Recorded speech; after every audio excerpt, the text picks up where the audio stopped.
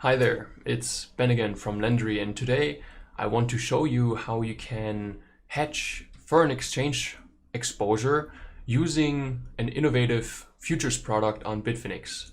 So again, I'm one of the co-founders of Lendary. We run an automation service that you can use to automate your margin funding on Bitfinex, which provides an attractive liquid lending alternative. If you're interested, just check it out, or feel free to reach out anytime and we can have a chat about that as well. Now, moving on to Bitfinex. What I've done here is I've already logged into my test account where I test all kinds of stuff, where I try to come up with new things, try out new products, stuff like that. And I want to show you how you can hedge your foreign exchange risk. So when is that applicable? Imagine that you're from Europe, for example. You tend to think in euros, but now you've transferred some money to Bitfinex, and most of the stuff that you do on Bitfinex is somewhat related to the US dollars. So either it's trading against the US dollars, or if you're making or if you're taking part in the lending, then it's most likely that you have some USD as well. And if you've been following what's been going on with the euro US dollar price, you've probably noticed that the price increased quite a bit, which means that the US dollar weakened in comparison to the euro quite a bit. And as a euro investor, of course, that hurts your return. So what you can do is you can hedge that. So you want to take that out of the equation. And one way to do that is to use a new product that's been released on Bitfinex a couple months ago. And we're going to take advantage of that. And it's in the derivatives section.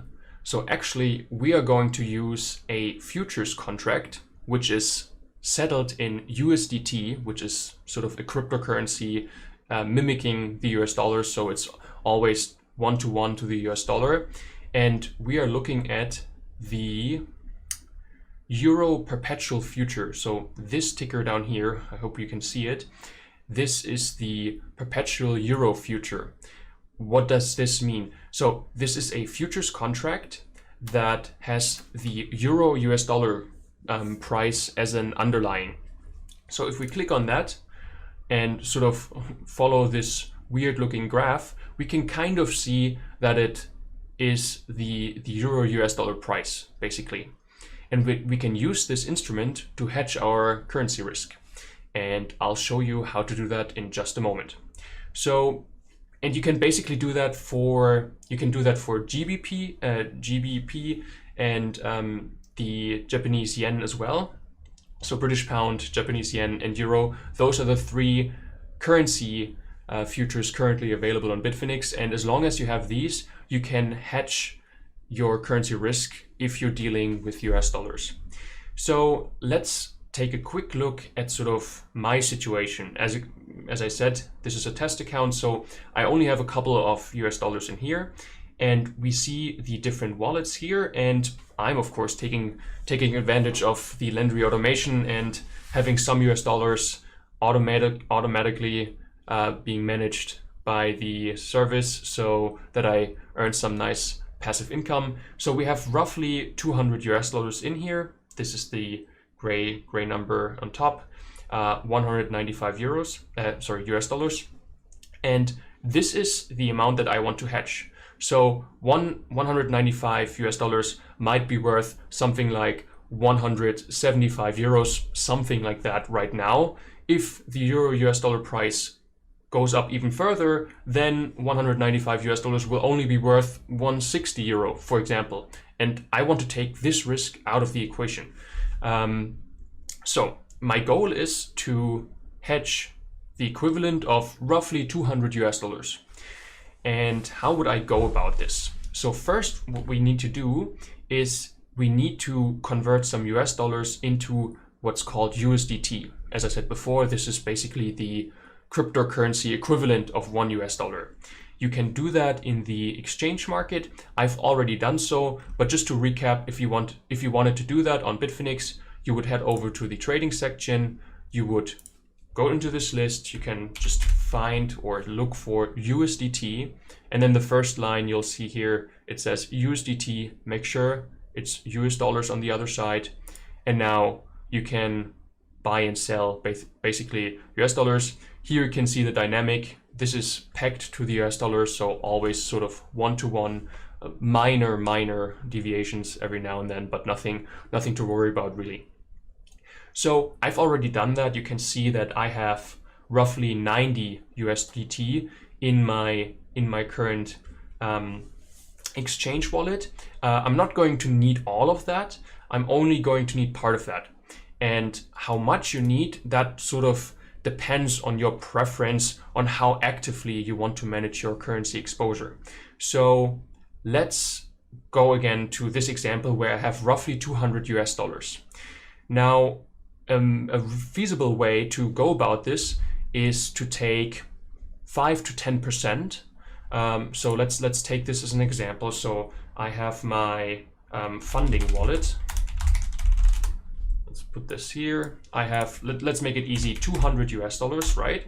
And now let's say I want to hedge those 200 US dollars, and I'm going to take some portion of that and I will transfer that into USDT, and I'll use, I'll call that collateral.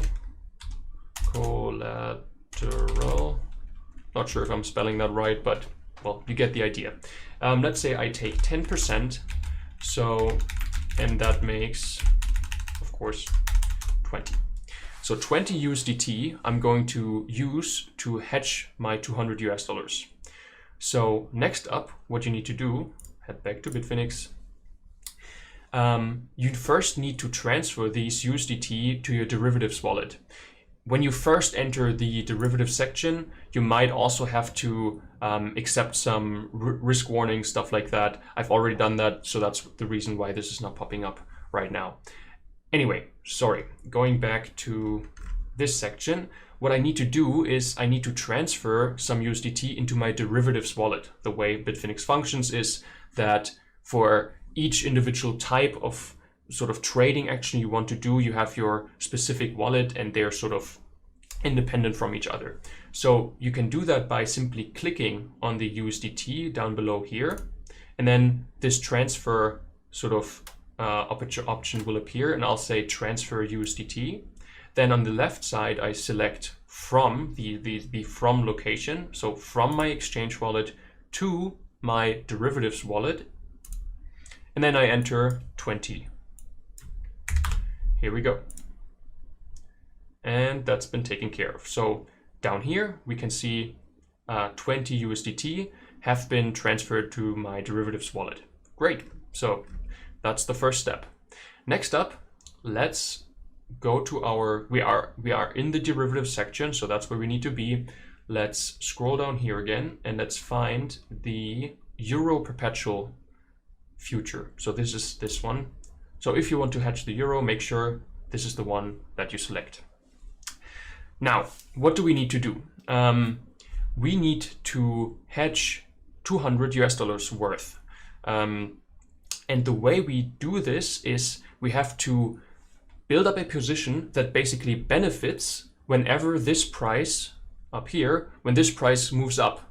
Because as we know, if I think in euro terms, then whenever this price graphs increases, this means I get less euro for my US dollars. So that's bad for me.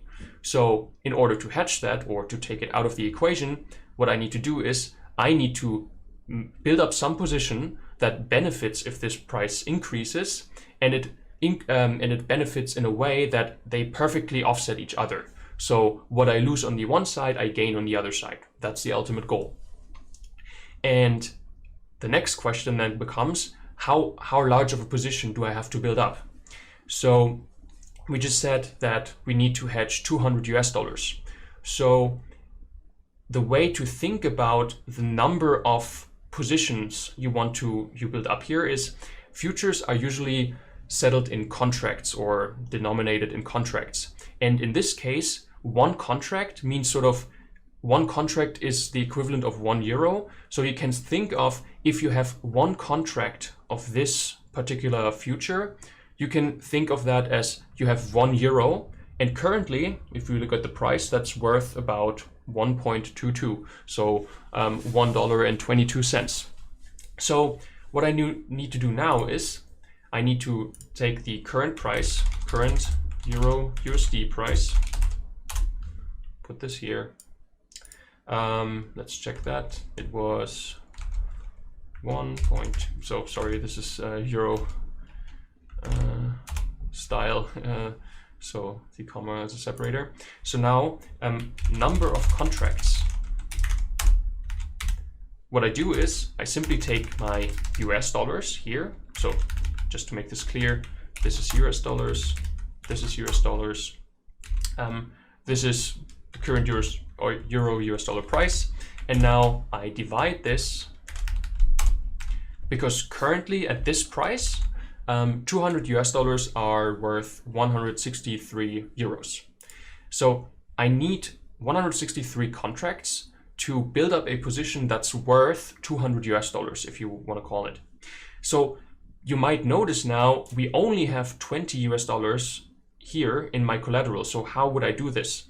This is where the nature of future trading comes into play. We can use leverage to do that. And leverage, of course, in the first, when you first hear it, might sound a little dangerous, but bear with me. It's actually quite easy to manage. So let's select the Euro perpetual future. Now, I'm just going to make it easy. I'm going to make it a market order so that I build up the position immediately. And now amount Euro F0. So F0 just is the declaration for the future contract. So, and what I'm going to put in here is the number that we just computed. So 163.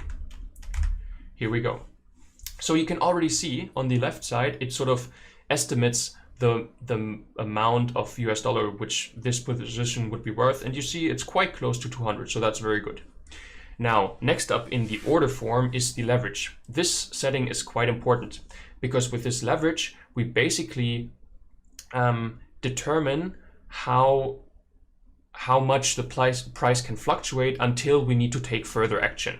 So as I move this, you can see that three numbers are basically changing. You see this number here, you see these two numbers on the bottom. Let me tell you, or let me quickly explain what these are. This number here, as it says in the tooltip, is the collateral required. In order to build up a position of that size, with this leverage setting, you need to have some sort of collateral. So in this case, if I have the leverage setting to 20, I would need about 10 USDT in my derivatives wallet in order to build up a position worth of 200 US dollars. Makes kind of sense, right? We want to build up a position worth 200 US dollars and we use 20 as a leverage. So we can also think of that, okay, 200 divided by 20, which is of course 10. So this is kind of how the leverage works. Now, the flip side of the leverage is that dependent on the price movement, at some point, we won't have enough collateral to support the position. So that's why we have these liquidation price indications. What does this mean? So if I'm building up this position, I'm making a profit, or I'm benefiting if the price increases. Of course, I'm losing if the price decreases. If the price decreases by a lot, then at some point, all the collateral that I've provided will be used up and I don't have sort of any collateral left to support the position any longer. So this means the position would be automatically liquidated. And this is in the case of a long position, which we are going to do. We are going to go long. So we're going to buy contracts in euros that are worth something, which means we're benefiting if this graph increases. So if the price goes down to 1.17, then this position will be liquidated and the loss that we occurred will be locked in. So we will basically lose the 10 that we provided as collateral. Then on the other side, of course, you can also short that. And this means basically if the price increases even further and you would technically benefit if the price decreases, then on some upper limit, you would be liquidated. And now the relationship to the leverage is the less leverage you have, the wider the margin gets. So the more sort of breathing room you have. So right now the difference is sort of like 9 cents. Watch what happens if I put it to 10. There you go. All of a sudden it's 24 cents. And this is a setting that I can sort of live with. This is a large breathing room and something that we can work with. And that's basically also what we said before. When we said we want to use 10% as collateral, this is sort of the equivalent. You can also think of this as, that's the leverage setting. That's basically the leverage. Oh wait, doing Excel mistakes, there we go. This is sort of the leverage, just not with as percent, but just as an absolute number then. So let's do it. And then I'll show you what happens after that. So again, we're using 10 as the leverage, which means we roughly need 20 USDT as the collateral. These are the liquidation prices that will occur. And I'm just going to hit derivative buy. Here we go. So we just opened a position.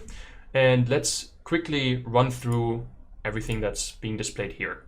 So here we have so the green indication means it's a long position. So we bought it. So we will benefit if the price increases. This is the contract that we bought, the Euro perpetual, as we said before, 163 contracts. So technically worth $200 basically. The base price is the price that we executed this position with. So the weighted average entry price, if you want to call that. Then here again, we see the liquidation price, 1.11, okay, fine. Then this column right here is the unrealized profit and loss. So this is not realized yet. It basically is an indication. So whenever the price for a long position is above the base price, then this will be green, and vice versa if it's below. And now this is basically the beautiful part of the whole hedging exercise. The cool thing that just happened is this profit and loss. So right now we are sort of in a loss zone of 5 cents. But at the same time, my US dollars in the funding wallet have gained 5 cents in comparison to the euro. So what we've built in as a summary right now is a situation where we basically have two positions. We have just some US dollars lying around. You could call it like that. You're just lying around, generating some nice passive income with Lendary. And then we've also built up a futures position, and we've used some leverage, some smart, clever tricks to not needing as much capital so that we can be as capital efficient as we can. And the sort of effects of the currency will be offset by each other. So right now what I've done is I've taken the Euro US dollar price development out of the equation. The only thing that this whole action costs me is basically I don't have 100% of my capital working in the funding automation, but only 90%. But dependent on your portfolio situation, dependent on your assessment, this might be quite sensible to do. Yeah, and that basically sums it up. One last thing to note, something that you should be aware of when you build up such a position. You want to take a look at the spread or the order book. Just make sure that if you want to build up a huge significant size, do it in portions. Don't just do it with one big market order, because then the spread is probably going to be I don't know, around 1 or 2%, and that's definitely something that you can avoid if you just spend some more time building up that position. Also, again, happy to help out. Just reach out and I can explain in a little more detail on how you would go about this. And something else to consider. Yeah, something else to consider. So I mentioned before that dependent on how much leverage you use, you either are going to have to actively manage your hedge, or you can basically just relax and check in every month or so. What do I mean by this? We have this liquidation price. Now, ideally, you want to avoid being liquidated just because all of a sudden you don't have the hedge in place anymore, and also during the liquidation, some unnecessary spread might occur. So let's imagine that the price starts dropping and dropping and dropping, and at some point we are at 1.15 again. So we're kind of getting close to the liquidation price, and I'm sitting here saying, oh well, I really want my hedge in place. I don't want to be liquidated. What do I do now? And what you would do in this case is you would basically take some gains that you had on your US dollars, transfer that again into USDT. Now I've already technically done that, so I have some USDT left over here. So what I will do now is I will take some more USDT. I'll take the, so I click here again, transfer. I'll transfer another 10 USDT. There we go. So it should appear down below here in just a moment. There we go. So just if you're wondering, these two numbers, the upper number is the total available is the total amount that's in the wallet, and the white number down below, that's the available amount, so the amount that's not being actively used or deployed. So that's why there's a difference. We're currently using 20 as a collateral in our position, and then we have 10 available. Now, what I can do to push down this liquidation price is I can go into this position, click Edit Collateral, and I'm just going to increase it. Now, if you have some more, and I just added 10, you can edit this collateral like this. I'm just going to put it all in, so roughly 30.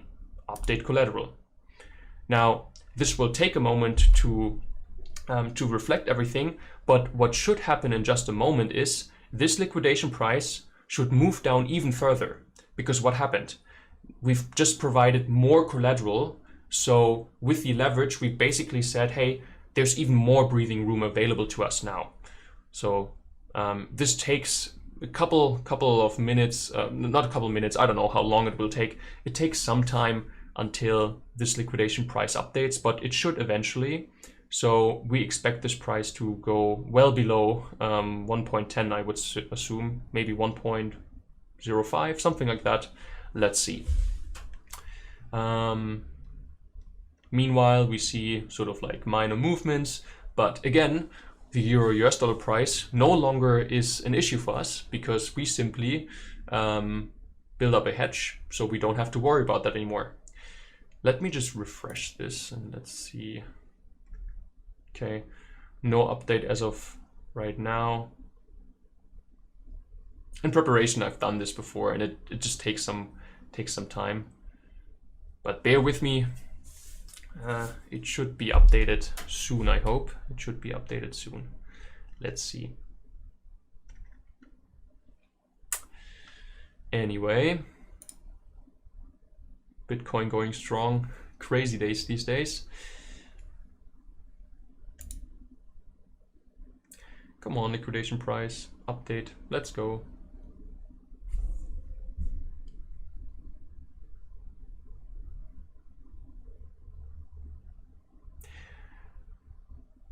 Okay, anyway, guys, what I'm going to do is I'm just going to pause here and then I'll cut out sort of the little bit and wait until this is being updated and check back in just a moment, and then we'll take it from there. But this is basically it. I hope this was useful. Again, this is useful for you if you want to hedge your currency risk. You can do that for the British pound, the Japanese yen, and the euro. You can do that using these futures on the cryptocurrency exchange Bitfinex. And yeah, I hope this was useful to you. If you have any questions, feel free to leave a comment. Feel free to reach out directly. You can also just check out our Lendary website and just have a chat with us there. And all the best. See you then. Bye. Hey guys, just a quick check-in again. I refreshed the entire page and now we can see the liquidation price has been updated. So as expected, around 1.05, just to demonstrate the effect of providing more collateral and how you can use that to sort of give yourself more breathing room. Yeah, so as I said, works as expected, all good. And with that, I wish you a great Christmas time, all the best, and see you soon. Bye.